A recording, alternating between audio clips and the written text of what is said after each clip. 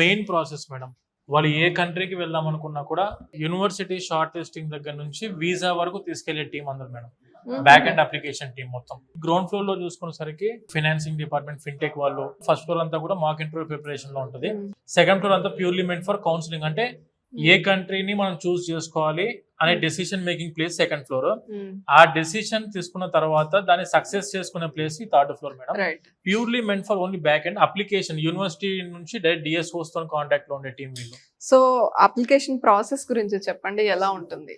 ఏ యూనివర్సిటీకి వెళ్దాం అనుకునే దానికి ఫస్ట్ వీళ్ళు షార్ట్ లిస్టింగ్ ఇస్తారు యూనివర్సిటీకి. ఆ షార్ట్ లిస్టింగ్ లో వచ్చిన యూనివర్సిటీస్ లో వీళ్ళకి ఏమైనా ఇంట్రెస్టెడ్ ఉన్న యూనివర్సిటీస్ ని వీళ్ళు చూస్ చేసుకుని ఒక 5 to 6 యూనివర్సిటీస్ కి అప్లై చేస్తారు మన వాళ్ళు.